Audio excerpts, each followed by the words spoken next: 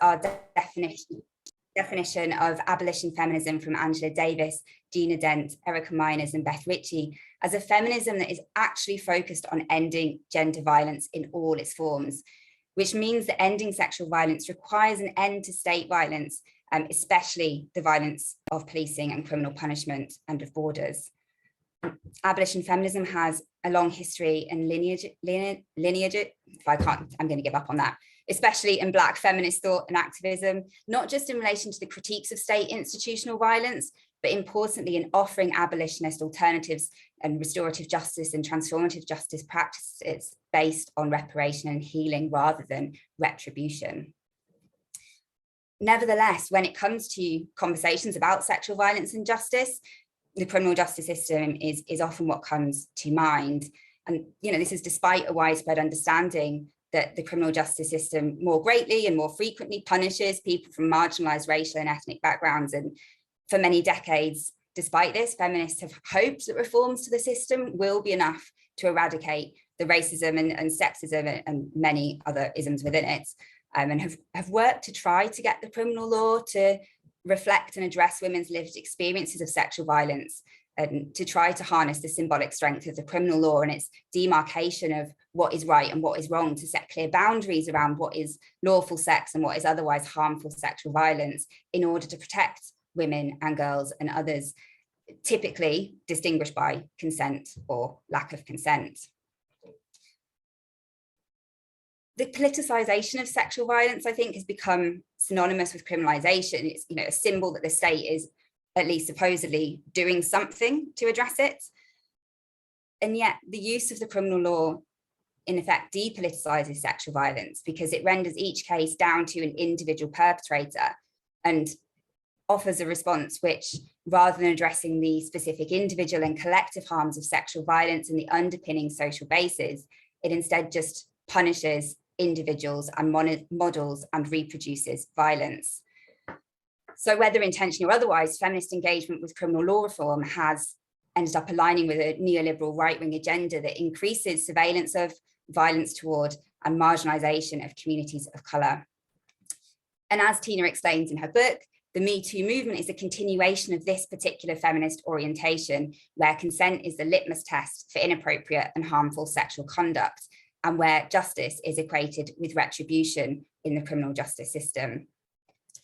And this approach is subject to trenching critiques that the experiences of perspectives of white women are prioritized while Black women and women of color are silenced. And this is, both in Tina's new book and in Alison Phipps's work on, the trouble with mainstream feminism. So it's against this background that Tina constructs a different feminist approach to sexual ethics, one which does not hinge on consent and offers a restorative justice response. And I think this book has come just at the right time. We're in a moment where the Black Lives Matter protests and Me Too converge, and despite their conflicting priorities and conflicting justice ideals, this combination, in addition to particular instances of police violence, such as the murder of Sarah Everard and the following policing of the protests and the brutal strip search of Child Q, I think we're at a time where more feminists are willing to divest hope from improvements to the criminal justice system and consider abolitionist alternatives.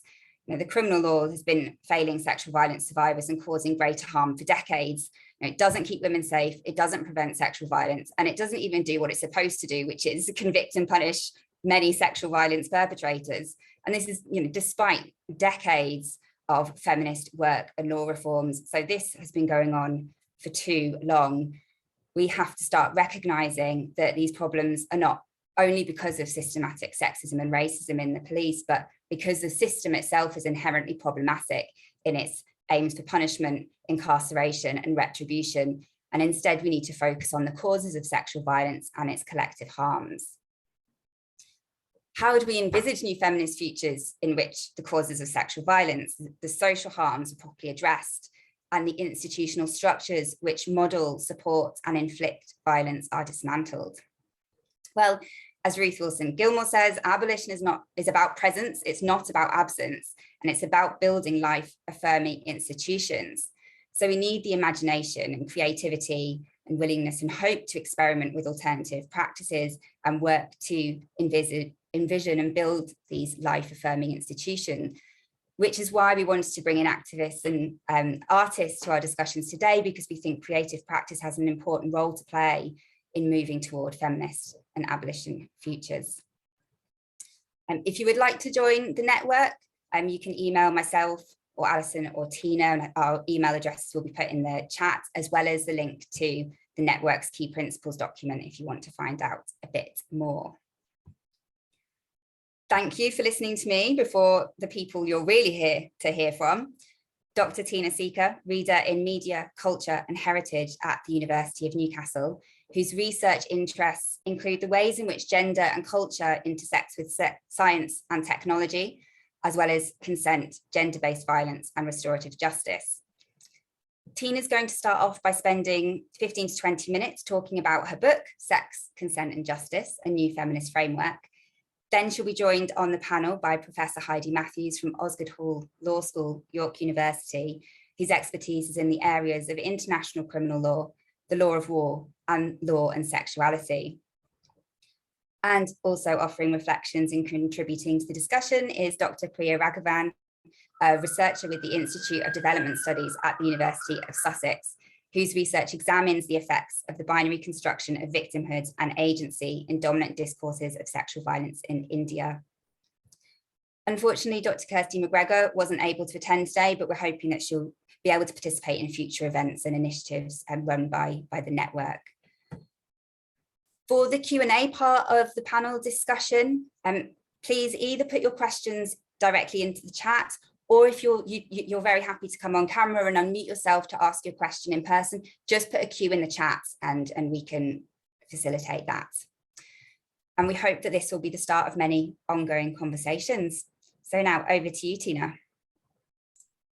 Thank you, Nikki, and thank you everyone for coming and taking part in this event.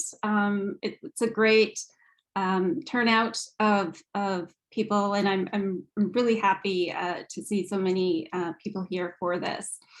So I'm going to talk about my book a little bit.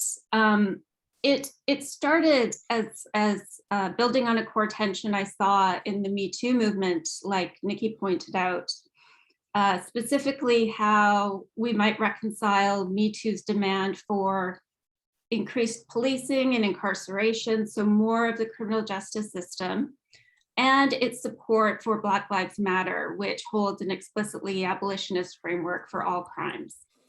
So in the book, I start out with a discussion of just some basic background of the so-called sex wars in the 80s around pornography and prostitution, as it was known then, as well as moral panics that gave rise to some of the most harshest criminal penalties on record for sexual violence. Again, despite a record of low victim survivor satisfaction, the over-policing of Black and brown bodies, really dismal clear-up rates, little change in recidivism, and the undermining of just outcomes. I also examine how malleable, tricky, and sticky consent as a foundational idea is, and how much conceptual and material work we were asking it to do. I also talk about having to contend with the amplifying effects of social media, political polarization, changing relations of power, and some very complicated and highly publicized narratives around gendered violence. A lot of the book is dedicated to performing a study of sexual practice, focusing on consent, inclusive of the popular yes means yes affirmative consent model, which I examine at several different levels. I start with a historical overview, beginning with the property model of consent, where victim survivors, mostly women, were seen to be wronged solely through the lens of being their father or husband's property.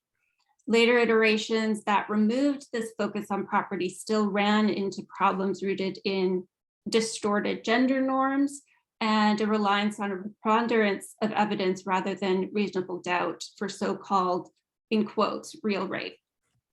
The way consent is dealt with now assumes the freedom to act and the moral responsibility to do so, as well as the ability to rationally enter into agreements and fulfill certain duties and obligations. This approach promises social order, governability, and a self-possessed identity capable of exercising agency consistent with the principles of the liberal contract. There's so much more that can be said by way of critique on consent, and I do spend a lot of time on this. I'm not going to go over sort of all of it, but I do spend a considerable amount of space discussing how consent norms have also changed and how they've been expressed during the Me Too movement. So looking at affirmative consent, enthusiastic consent, communicative consent, evolving legal frameworks, as well as more contemporary critiques, like the fact that even affirmative consent and enthusiastic consent fail to consider the pervasiveness of gender scripts around sexual behavior, the messiness of embodied sexual communication. I also discuss sexual autonomy, integrity, queer sexuality, where sexual autonomy refers to the ability for individuals to shape and control their sexual lives and make choices based on reasons they deem significant. Queer approaches I found really helpful in that they bring to the fore the excess and overwhelm of sex by highlighting, quote, and this is from Kosman, that sexual pleasure occurs when a certain threshold of intensity is reached, where the organization of the self is momentarily disturbed by sensations or affective processes. Sex is thus, by definition, boundary disturbing. I also examine contributions from feminist materialism, approach I'm particularly partial to, which sees sexual ethics as inherently relational and presents bodily knowledge as the locus of knowing. So I use all of this historical and contemporary analysis to articulate a new model, a sort of different approach, a different kind of sexual ethics. And I call it a pleasure and care-centered ethic of embodied and relational sexual otherness. And a large portion of the book is dedicated to articulating that model, but just in some basic principles, there's 6, basically that sexual acts are formed out of assemblages, so they're not sort of conducted in a vacuum. There are bodies, technologies, norms, laws, intensities, where we are able to sort of judge. They're contingent on context, value laden. This approach also agrees that sex must center mutual pleasure and care for self and other, while leaving room for transactional sex, so sex work and everyday sex. Prima facie accepts sexual practices that queer and push boundaries and treat sex as an unbounded practice, which captures its excessive energetic dimensions, that it requires an ethic of communication manifest, for example, through discussion of boundaries. This can be communicated verbally or through bodily cues.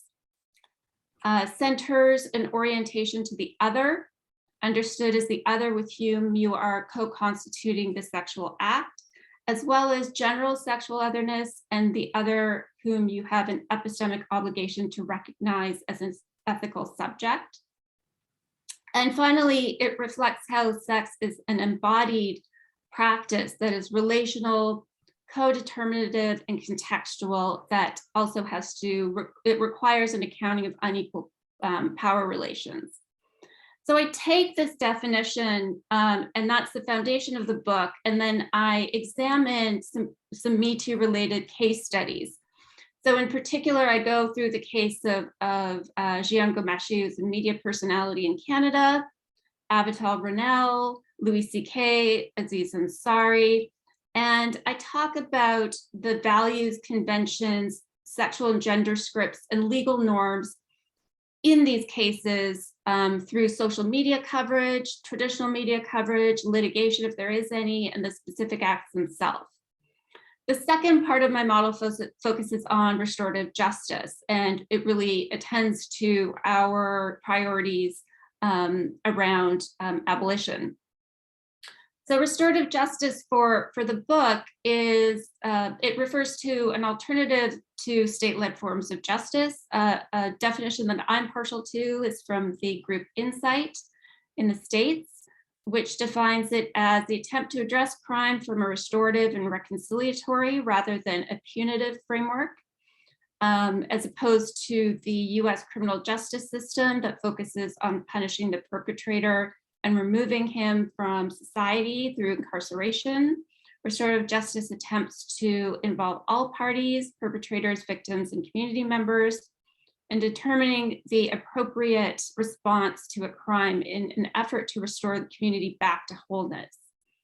So what unites a lot of the definitions of restorative justice are a focus on repair, inclusive of the relations between survivor, perpetrator, particularly if it's a family member or a part of the survivor's life and community. Accountability as it relates to the accused, who must confess to the crime, offer an apology, and work to make amends, where the amends are determined by the survivor and can include education, community work, reparations, etc. And reintegration, where the offender is offered a supportive way through which to become part of the community again. So these approaches and practices are meant to be non-adversarial, voluntary, and non-retributive. Restorative justice is increasingly being seen as a viable path towards doing justice in an unequal society, with the victim survivors' personal experience and affective concerns taking center stage. They can include community reparative boards, often used for young offenders, family group conferencing, which has been used in Canada, New Zealand, Australia, healing circles, which is sort of based in Indigenous practices, and it's been used in cases of intimate partner violence in universities and part of reintegration. In the case studies that explore whether and what way a pleasure and care-centered ethic of embodied and relational otherness and restorative justice could play a role in achieving just, transformative outcomes for all involved. Employ a mixed methods approach, so I use case studies, discourse analysis, some media analysis, social media analysis as well. The cases that I chose, I included because they were all high profile enough to be widely known, representative of acquaintance assaults, and reflect an element of controversy or grayness as to how they might be handled. The amount of discussion and media coverage each case had generated over an extended period of time speaks to the important social ambiguities and tensions that they unveil. So the cases that I do go through are Harvey Weinstein, Louis C.K., Jian Ghomeshi, Avital Ronell, and Aziz Ansari. And I talk about Bill Cosby a little also. I'm just gonna gloss over the Weinstein and Ansari case. They're likely the most known and reflect opposite sides of the spectrum as it relates to Me Too. So the saga of the Academy Award winning and highly influential producer Harvey Weinstein symbolizes sort of the penultimate #MeToo case for which a clear-cut argument for restorative justice and this norm of a pleasure and care-centered ethic of embodied and relational sexual otherness is extremely difficult. There are decades and just so many allegations of harassment, assault, and rape for which Weinstein has, on some counts, been found guilty. In the chapter, and I go over and analyze the monster media framing, you know, as a one-off, not structural, how the women were covered in the media and the court, where Weinstein's defense attorneys really sought to undermine the veracity of their narratives, inability to recall dates, times of the assaults, confronted them with emails, etc., and the media responses. In examining the events, I conclude that in all cases, that sort of care-centered ethic of embodied and relational sexual otherness was obviously lacking.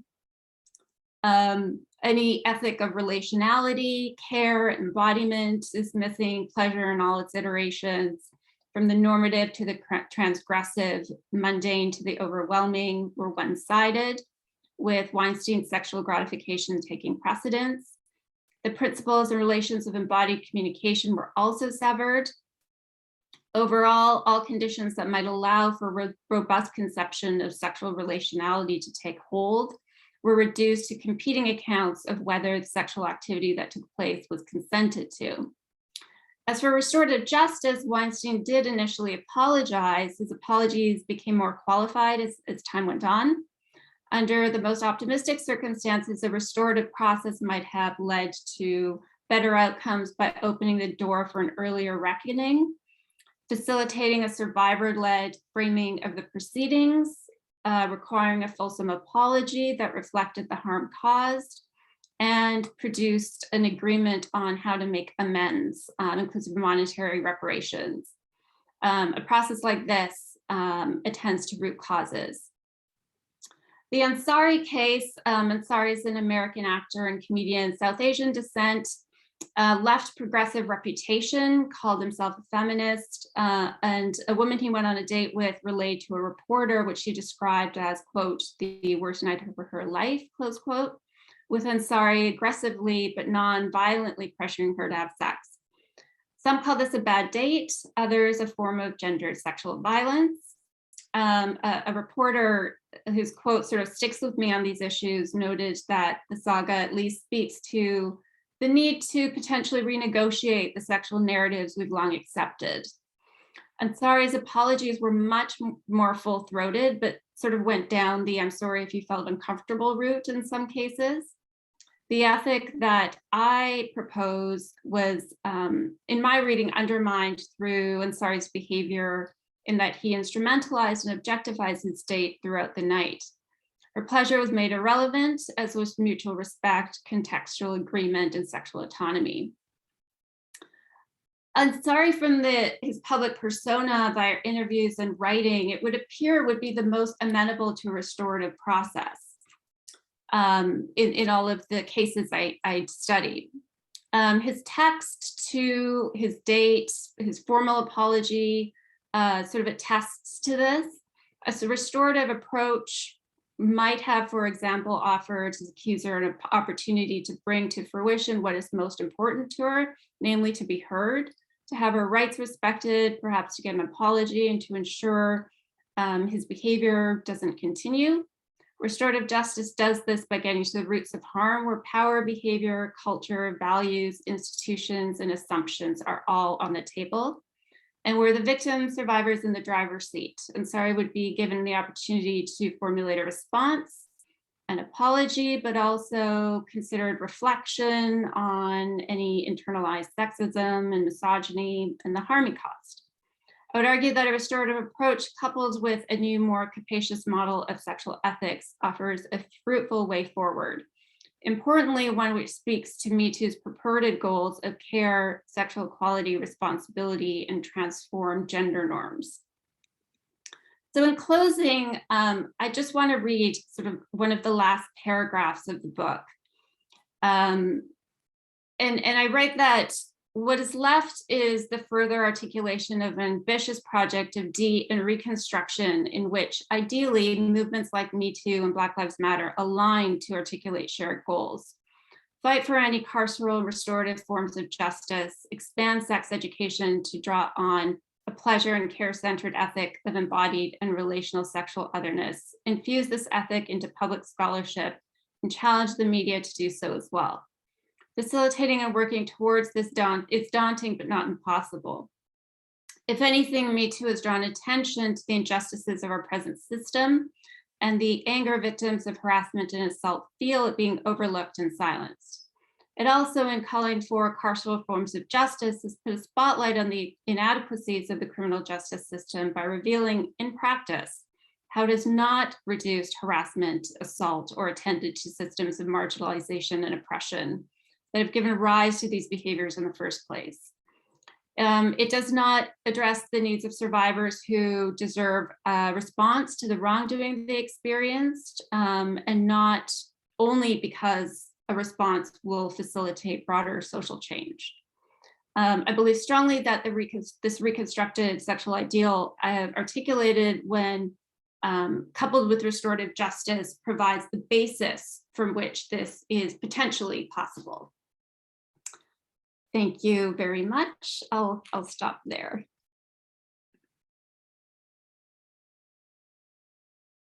And so next, what we're going to do is have our guests join me in talking about the book and also their own work and how some of their own work intersects with some of the themes that were throughout the text. I think we'll start. Heidi, if you want to talk a little bit, take 5-10 minutes or so, and then we can have a bit of a panel discussion. Yeah, thanks so much for the invitation. It's a delight to be here with you, Tina, and to meet some of the other panelists and just to engage in this rich and important conversation. So thanks so much for the invitation. Yeah, so I think I'll speak for about 10 minutes or so here. Really, again, I just wanted to thank you, Tina, for writing this marvelous book, right? So we're here to celebrate the book, and I really want to emphasize that it's an incredibly rich, but also challenging in a variety of different ways, addition to a complex and I think often in the context of feminist engagement, like very fraught discussion about how to think about the negative implications, let's say, of the Me Too movement or phenomenon, as I like to think about it.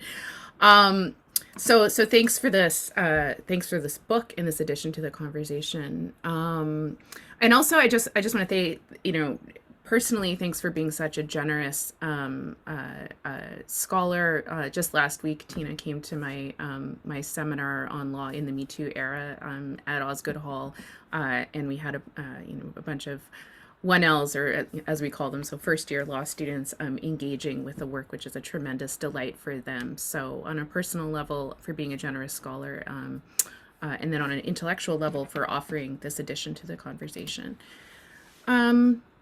Yeah, so I think I'll say a few words about what I value in the book, and then kind of relate that to questions that I'm working through in the context of my own work, as I've been asked to do. So part of the real value added here, to use that phrase with the book, is the interdisciplinarity of it, right? And just Tina's capacity to speak to so many different audiences in a way that is both really rigorous and complex, but also accessible and digestible, right? And so again, just reflecting on my own teaching experience with first-year law students, they were really able to get into the discussion and to relate the theoretical framework that Tina offers to their understanding of the case studies, also using the legal framework that they're currently being trained in. And that's a really difficult thing to do and a huge contribution.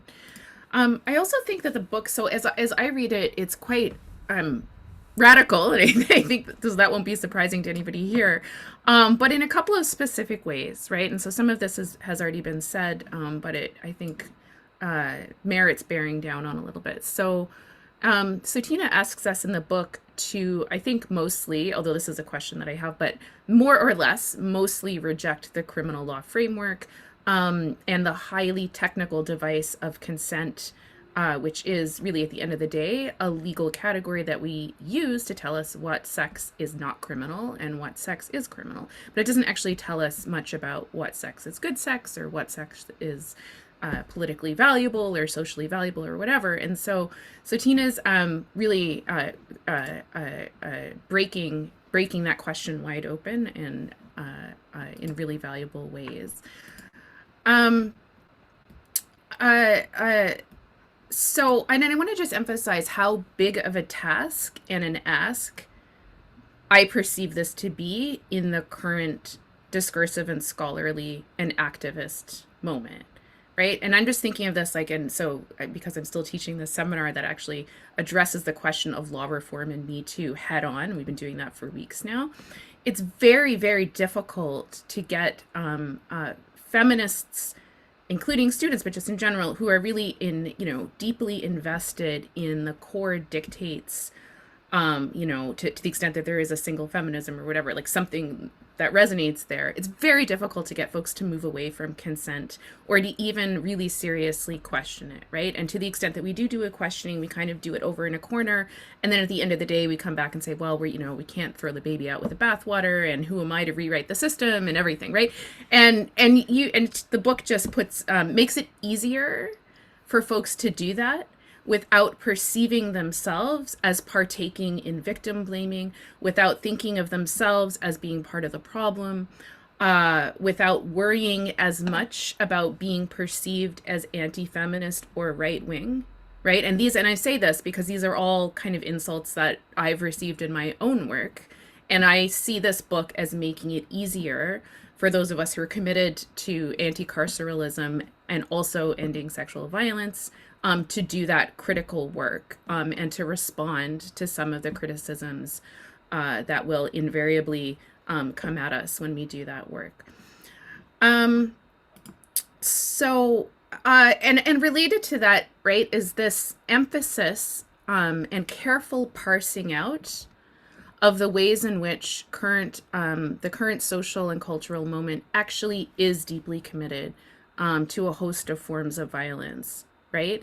As essential to the project of seeking justice. So it's, again, very, very difficult to conceptualize of justice without a violence or a retributive or vengeance-based prong, even if it's a prong that we want to de-emphasize. It's very difficult for us to think about doing the law and regulation around sexual assault while at the same time kind of leaving that vengeance-based project wholly off the table. And part of that comes back to, I think, a perennial problem about listening to, like really listening to and believing, you know, whatever language you want to use, victims, survivors, or people who have experienced harm from others on a sexual basis, right? So that's a really difficult and perennial problem. And, you know, in the discussion, I'd want to come back to that perhaps. So, and I want to just say too, I see this book as being a really careful invitation, although again, I have questions about this, to go farther than other critiques that are skeptical of consent, including, you know, in the legal sphere. So I'm thinking of Joe Fischel and others who are really worried about consent, but again, at the end of the day, are not able to leave it alone in the legal sphere, even though they're critical in the social and cultural sphere. So for those thinkers, I think they think that consent is more complicated than we like to believe when we say that it's easy to understand or easy to communicate. But again, they're scared of throwing the whole framework away. And I read Tina's work as being so daring and exciting, in part because it performs that critique and in many ways intensifies it. So this question of the insufficiency and the inadequacy of consent, while at the same time proposing a very rich, new, productive framework for filling the space that might be left open with the critique itself. And so perhaps part of what makes Tina's intervention so helpful is that it performs this disarming move by giving folks something to work with once we've engaged in the indeterminacy of the critique, right? That's something that I myself am very reticent and loath to do. And so I'm very, very appreciative when others take that on with the depth that Tina has taken it on. I'll just say one more thing, and then let my co-panelist offer some observations. So, another way in which the work is particularly exciting for me is the way in which it takes seriously the task of accounting for the justice interests of two vantage points, let's say, that are most often left out of the conversation, right? So the perspective of those who cause sexual harm, and so I'm not going to call them perpetrators or criminals, and also the perspective, I think loosely, of those, and this is a loose categorization, but of those who engage in non-normative sexual practices. And for the latter, I want to think more with Tina and with others who are involved in this project about how to make sense of the non-normative, right? Or alternatively, the liminal, the risky, the overwhelm, the excess, etc., and the attendant political value of those practices. How to think about folks who are interested in doing that stuff with sex, less as an identitarian category, right? So less in terms of I belong to a community that is kinky, is queer, etc., but more from I'd say perhaps a more fractious space, a space more focused on theorizing the epistemic and political value, and as I said before, really the indeterminacy of sexual justice as it's conceived of in those spaces. So I've taken up my 10 minutes. I'm looking forward to the conversation, and thanks, Tina, so much again for this really valuable contribution. Thank you so much, Heidi, and thank you again for blurbing the book and your very supportive comments as well. So we'll now turn to Priya, so you can go ahead. Thanks so much, Tina. And thank you, Nikki and Alison, for initiating this amazing collective and for putting together the symposium. And especially thank you, Tina, for your really wonderful book. It was such a pleasure to engage with, and it's really given me the opportunity to quite substantially deepen my own work around these themes and really challenge it in quite fundamental ways. So thanks for letting me be part of this conversation. So I'm going to spend my time engaging with some of what I felt were some of the very many exciting and compelling contributions of the book. And then I'm going to try and bring these to the context that I'm most familiar with and work on.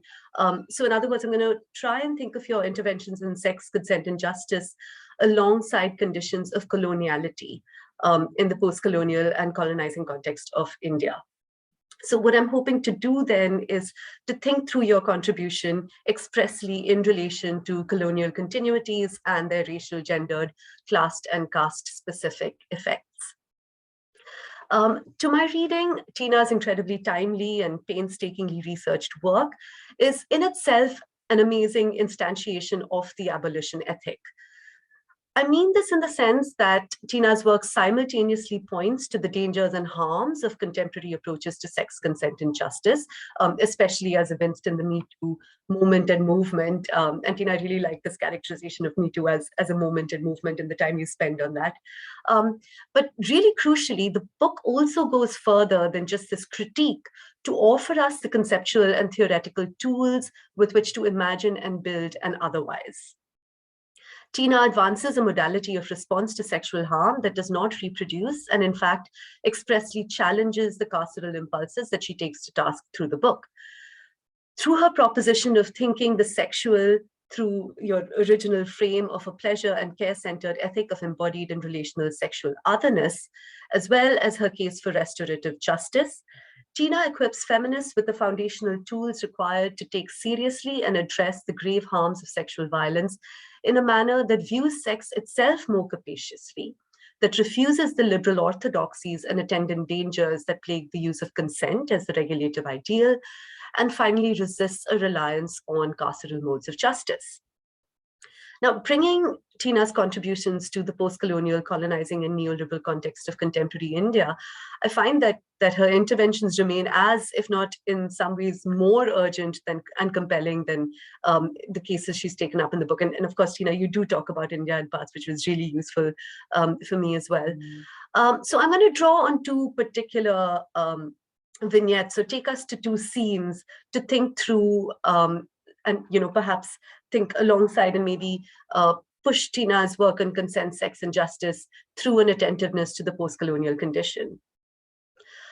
In 1997, the Supreme Court of India passed the Vishaka Guidelines for Sexual Harassment at the Workplace, decreeing that, and I quote, "It shall be the duty of the employer or other responsible persons in workplaces or other institutions to prevent or deter the commission of acts of sexual harassment and to provide the procedures for the resolution, settlement, or prosecution of acts of sexual harassment." End quote. Now, this case is particularly relevant to the discussion on Me Too, given that in a lot of ways, the Me Too movement and moment was really about sexual harassment in the workplace and how it originally circulated. Tina's book provides an eviscerating critique of the dangers of the state reauthorizing itself and its carceral function in response to sexual violence. But what we observe happening with the Vishaka judgment is an adjacent but slightly distinct dynamic.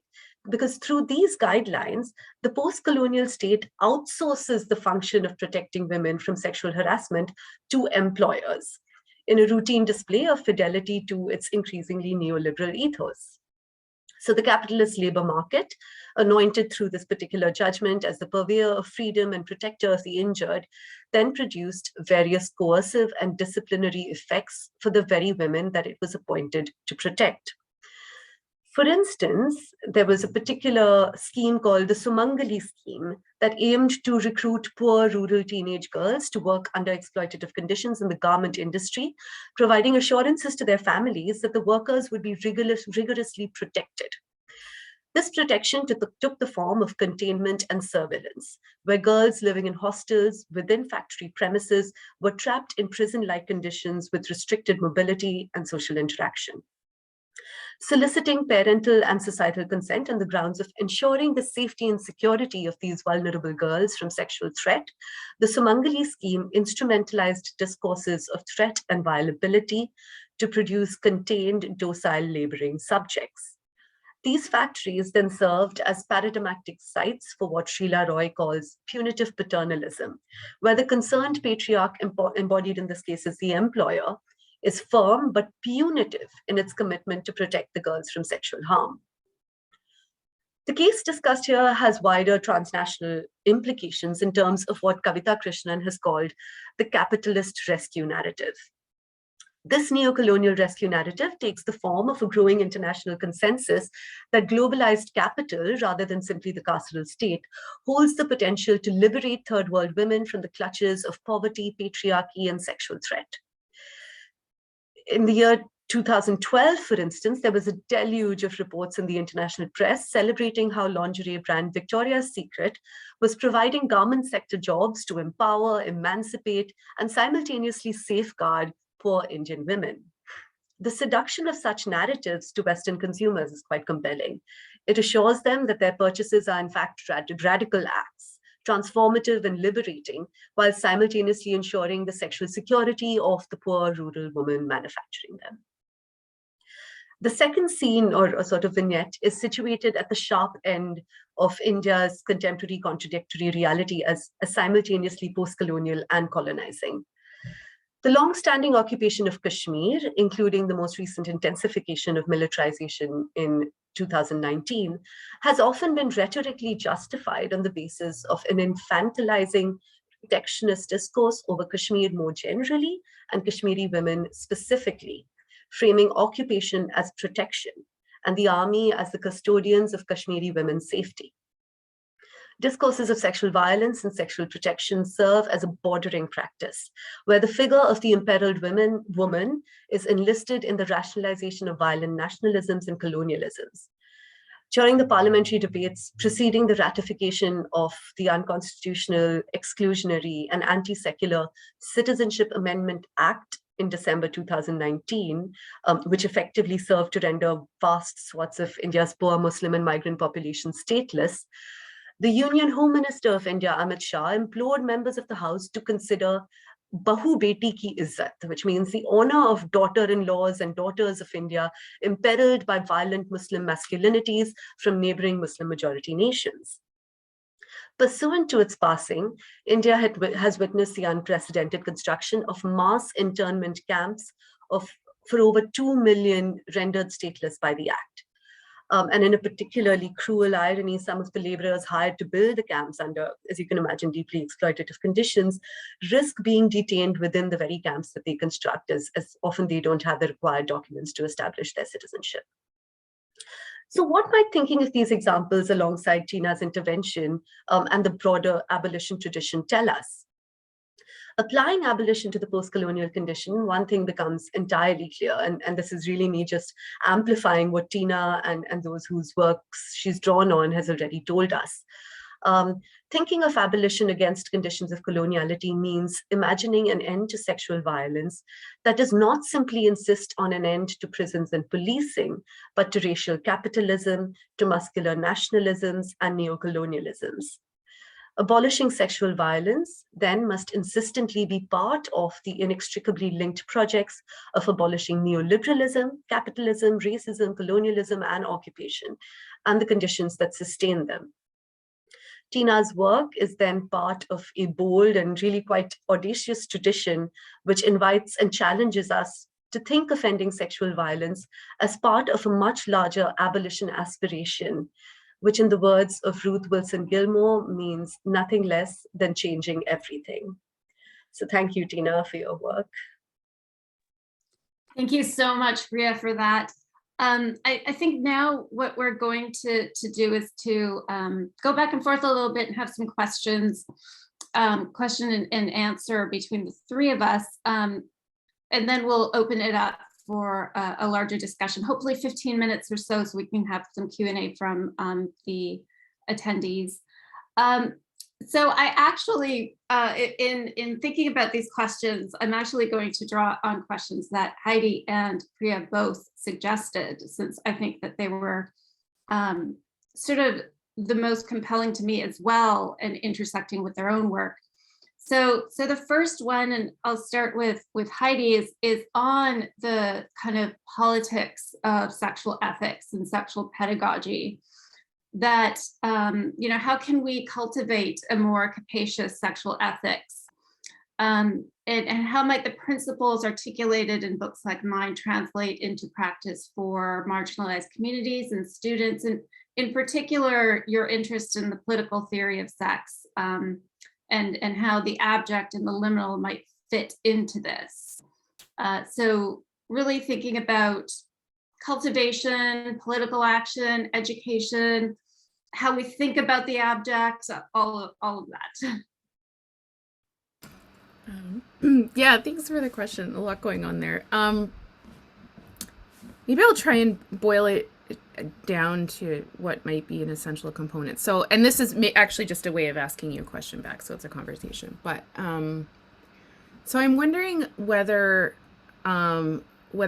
what you've asked us to do with the ethic, so the wonderful mouthful that we have, the pleasure and care-centered ethic of embodied and relational sexual otherness, right? So that's a big project, right? So as that relates to the question of consent and legislating and doing stuff in courtrooms and creating liability and apportioning risk in society and sort of figuring out where we want that risk to lie in particular, I'm interested in whether, it's quite clear, I think, but I'll say this as whether your ethic actually asks us to do a lot more from the point of view of responsibilizing sexual behavior in the world. You're asking us to do much, much more than obtain consent, right? And even in the most, Canada may or may, where I happen to live and work at the moment, may or may not be the most kind of feminist or survivor-centric, it's often referred to, legal system in the world, in the sense that it really expects affirmative consent from a legal perspective, and it roots consent in the mind of the complainant, et cetera, right? But but we're still left, though, with so even in a legal framework that thinks about consent in a thick way and not in the thin way that we can all, I think, criticize, a potential, so using the legal framework, not because I'm committed to the language, but a potential perpetrator or sexual offender can actually, again, this is provocative language, but evade responsibility, let's say, by taking reasonable steps in taking into consideration rather the entire context of the sexual interaction, right? So there's a way in which the whole transaction can become ultimately a transaction that looks very attentive to some of the considerations you've invited with your new ethic, but at the end of the day, you know, essentially, as long as one asks, you know, whether somebody else is consenting and sort of takes that extra step, the whole system, will then say, okay, you're not criminally responsible, right? So at the end of the day, what I'm saying is, I think you're asking us to do much, much more in terms of sexual behavior. And then I'm wondering, okay, so that seems a little weird, right? Because on the one hand, if we're getting rid of consent, right, or we're turning away from consent as the framework that we're investing all of our time and energy and education and everything in, it's a little strange in some ways, but maybe not. I'm just not sure that we're actually expecting much more of ourselves, right? So already it seems, and I say this because already it seems an almost impossible task socially and culturally to get folks on board with the project of affirmative or enthusiastic consent. So that's not so much a criticism. Actually, I think because you've got the two pieces, so the ethic of consent conjoined to the abolition framework, I think you can actually justify this project, right? Because at the end of the day, if we fail in our now, according to your new ethic, our, we might call it a heightened duty of sexual care or something like that, right? To use legal language, we have this more intense, this heightened duty of care.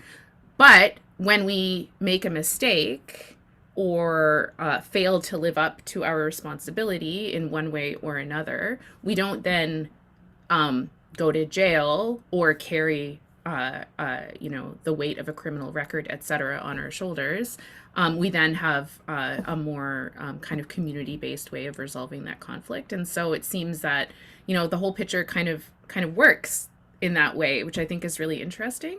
One very short observation that I'll kind of tack on to the end of that, which is a bit of a provocation, is I'm wondering if we can, so you work forwards in the book, right? You develop this, you critique consent, critique Me Too, you develop your new ethic, and then you give us a series of really practical examples of how this ethic can work in the world, and how we might, you know, operationalize these new expectations and this like heightened duty of care that I've now called it. But I wonder what happens if we work backwards a little bit, right? So, so I'm less convinced by all of the stuff that goes into the ethic, right? I think there's a lot of ways in which that can pull in different directions, and we won't actually end up resolving that question. In other words, when we're trying to figure out what constitutes sexual harm, consent is attractive because it gives us an easy way to think about that, right? Like it's a violation of, oh, my sexual autonomy, whatever, right? You're giving us a much thicker picture, which thinks of harm in a complex way. And I think we can, you know, reasonable folks dedicated to abolition and also some sense of sexual autonomy or freedom, not in a neoliberal way, but in some kind of relational way, could still have a disagreement about the contents of the ethic itself. But I also think it's really intriguing how if we start again and work backwards from a reparative or restorative justice or transformative, whatever, justice framework, that can actually help us to rethink some of the ways in which we are so culturally and socially committed to the harm of that can occur in sexual situations, right? So I'm really interested in how rethinking the available justice frameworks that, in the way that you've outlined for us, can actually help us go back and have a more productive conversation about, like, why do we think of harm in the way that we tend to? How are these harms or these conceptions of harm actually in tension with one another? And can we do some political work there? Anyway, sorry for the long response, but thanks for the question.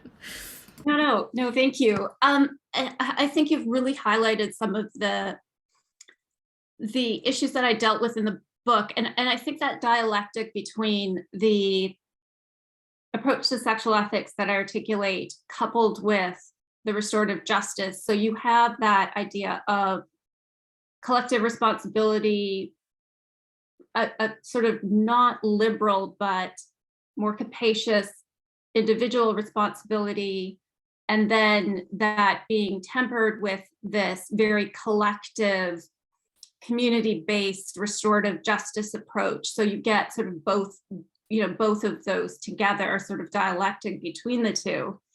And that's sort of meant to deal with the very sort of liberal way in which crime and criminal justice and sexual justice has been dealt with in the criminal justice system. And yeah, it becomes really difficult in trying to think about how this might be made manifest in sort of the future articulations of how we're going to understand sexual violence, but also past ones, and how it might make us think about how it sort of requires an entire deconstruction and reconstruction of how we think about relationships, about where autonomy comes from, where our conception of justice lies, how gender norms are constructed, and it just requires so much dismantling. And then you always come down to like, okay, it's going to require a lot more education. It's going to require structural change. And I think that you can tie it to, the way in which even the pandemic has been dealt with in very sort of individualistic ways. And that a lot of my work sort of comes down to that critique of the neoliberal conception of justice, of for my work, health, also the environment, that we have to sort of get down to how we are constructing our epistemologies and our ontologies, and how we can sort of make our way to a more collective understanding of all of them. And I think that, that's sort of the direction in which I'm going. And I know that I didn't quite answer the question, but it's that, the provocation of like, how can we actually do this? And that requires so much material and activist and, knowledge producing work to sort of say that, okay, this is just not working. We're going to have to dismantle a lot of this. Priya, did you have anything? Just very briefly, I guess, to address your question on sexual pedagogy in terms of how do we do this? How do we cultivate this more capacious sexual ethics? I suppose what is really optimistic about how your book answers that question is that it's already happening. That there are so many pockets of people in so many places that are already doing the work of cultivating this more capacious sexual ethic. And I suppose then part of the role of the scholar interlocutor is to find and amplify those approaches, as you've done in the book, really painstakingly cataloging the various ways in which subaltern groups in different parts of the world are actually doing this. But just to add a question to the mix here, and one of the things that I wanted to pose of the sexual ethic that you posed, which is, this really very compelling framework. But I had a question on the role of the sexual within that, because of course we know there are, several forms of intersubjective, relational, embodied experiences. But there is supposed to be something quite particular about when these become sexual. So I also wanted to understand a little bit about how you're distinguishing the realm of the sexual from these other forms of, messy, overwhelming, intersubjective, relational embodied experiences. And for me, that's a big part of thinking through how we don't simply reinscribe the patriarchal logics that place the sexual as in a location of excess. And so, especially given that there is such a consensus, and especially in the work of people like Linda Alcoff, that the sexual does not present itself as a transparent, authentic, accessible epistemic terrain. What do we mean when we use that word? Yeah, that was something that I did come up and I talk about a little bit. That one of the the ways in which I was grappling with it in the book is, sex that is in, conventional, in relationships that are established, for example, what are the sort of gender norms that are undergirding those types of sexual relations, where it's not about the overwhelm and the excess that it might be towards, conceiving a child, and it's just sort of mundane every day, and then also making room for sex work, where, you've got a different kind of idea of sex being manifest. And that, the act itself and the sexual as something that should be theorized in and of itself. And I think that is a really important aspect of it. And I wish that I had more room to sort of theorize that a little bit more closely, because I think that it has to be considered where you're really unpacking what the sexual means and what the practice is and constituted by. And that might be a really interesting way to start to think from the practice itself outwards, and then, trying to disentangle what it means now in different contexts, and then how it might be rearticulated in different ways. Now, Heidi, did you have anything wanted to add? Yeah, so I was thinking, like, in preparing for my remarks for today, I thought a lot about the challenge, the Sarah Silverman challenge in the Louis C.K. case, but then I started thinking more actually about the sex worker challenge, right? And so I'm glad that you mentioned that now. So I guess I'm just wondering, like, what, and I'm sorry if this is a silly or blunt question, but so you want to make space for power differentials and for asymmetries, right? Right, in a way that Me Too can't or doesn't, and also in a way that more robust, thicker conceptions of affirmative or enthusiastic consent don't want to, right? And if there's anything that vexes me, like, these days, maybe more than anything, it's this response, well, there was a power imbalance. It's like power imbalance is part of it's in the zeitgeist, right? It's on the tip of everyone's tongue to, like, address everything, and it's taken to be like a conversation ender or a resolver in a way that you obviously recognize throughout the whole book it's not. So, but for transactional sex work under present, under present conditions of racial capitalism, like, it is actually a problem, right? If consent is not something that can help us authorize sex under those sorts of conditions, I'm wondering how really basic, again, just taking for granted the current framework where we've got sex workers, depending on your jurisdiction, but in all jurisdictions operating in different level to different extents, right? Different levels of criminalization going on there, including of, even if they're not being directly criminalized, their clients are going to be criminalized and everything. So it's like, it's a very difficult situation. Obviously, some have more power than others, but so under current operating conditions for sex workers, and leaving aside consent and yet, wanting to make room for power differentials through your ethic means, for example, as you describe it, right? Like in the context of, like, wanting to get pregnant or whatever, like, that's a relationship that exists, right? It's a committed relationship, or at least some kind of an established relationship where we can draw on other good values like trust and, communication, whatever, right? All that stuff that goes into your ethic. So I'm just wondering how the ethic can make space for things like sex work under current conditions, right? Kind of acknowledging that I think we all want to make that space, but just kind of wondering practically how that account gets played out. Yeah, that's something that I did try to grapple with, not having enough sort of space to do justice to the issue.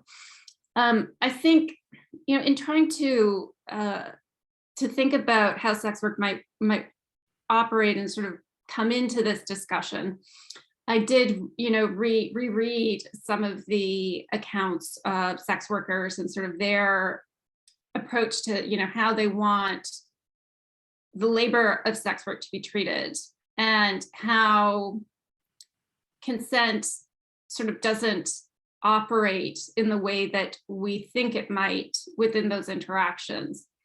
And so I sort of kept coming back to this idea of sex work as labor, as material labor, and sort of it has to be thought of as a transaction that is both productive and reproductive in that way, because you've got care being part of it as well, and that perhaps a more reproductive understanding of sex work instead of just a transactional or productive is useful. But I think that it does require a lot more unpacking in terms of the discussion of issues of power, and then also how power does work in other interactions. There's always a power imbalance, and that's one of the problems with consent. It assumes equal power relations, and that's not the case. But it's sort of parsing out how we're going to discuss this in more detail. So I'm just going to jump to one other issue I wanted to bring up for Priya and sort of her work, particularly around the issue of transnational solidarities and global solidarities towards abolition, and connecting it to borders and racial capitalism as well. And just if you want to speak a little bit more about that, and then I'll let Heidi add anything she might want, and then we'll move to audience questions. Thanks so much, Tina. I suppose, again, something that I really enjoyed about your book was this broader understanding of abolition, as Angela Davis has always insisted, as a Black radical internationalist tradition, and not letting that internationalist fall out of the frame. And in a recent talk, Avery Gordon was quoting Martin Luther King when he was writing from jail in Birmingham, Alabama, and he's, the famous quote which says that an injustice anywhere is a threat to justice everywhere, and we're sort of caught in an inescapable web of mutuality, which means that the fight against sexual violence must take cognizance of and respond to all forms of, and sort of the fight against, the fight for abolition needs to take cognizance of all forms of containment across the world, right? And I guess this is what then gives us both the standing as well as a responsibility to know and act in concert with others. And what's particularly troubling about how sexual violence has been increasingly mobilized is that it is so often done in the service of colonial and neo-colonial projects. Part of what I spoke about briefly touched on that. We saw what happened in Cologne in the New Year's, the mass sexual assaults on New Year's Eve of 2016, where that was immediately made an issue of migrant incursions and about a problem of bordering and border policing, rather than a question of attending to what are the dynamics that produce mass sexual violence. So I suppose, and again in India, after the rape and murder of Jyoti Singh in 2012, a lot of the banners and mass protests after the incident said India is raped. So there is this sort of immediate national invocation of the imperiled body of the woman as standing in for the nation itself, and of protecting women as being part of the project of protecting the imagined community of the nation itself. And what's been really compelling about some of the anti-sexual violence movements in India more recently is that they enact a refusal not just of the state and its carceral apparatus, but also of the nation and nationalism. So it isn't just of the nation state, but also of this image of all of us as this united imagined community, whose sanctity and purity, and especially ethnic purity, needs to be preserved in certain ways. And of course, I mean, all of this is happening against the backdrop of things like the war on terror. And I suppose all of us remember Laura Bush's radio address in 2001, where she sort of proclaimed that the war on terror is very much also a fight for the rights and dignity of women, of Muslim women against sexual violence. So when so much is being done in terms of perpetuation of global scale violences in the name of protecting women, I suppose that it's more important and urgent than ever that we take on the question of borders and the violence of containment at and because of borders when we think about abolition of sexual violence. I suppose, yeah, that was my main comment on that, Tina. Thank you. Yeah, I was rereading part of Harsha Walia's book on border and rule, and just sort of going back to this idea that a lot of these practices are bordering practices, you know, whether it's about that sexual violence itself is a bordering practice because you're sort of circumscribing these expectations and values and legal regimes onto behaviors and practices that absolutely, I think is thinking about them in conjunction with each other, the war on terror, capitalism, racial violence, sexual violence, that all of these as bordering practices, I think it's really important. Heidi, did you have anything as the last quick note? No, that's fine. Let's take some questions. Thanks. Okay, so we have Jillian Pearson who has a question, and we'll go on camera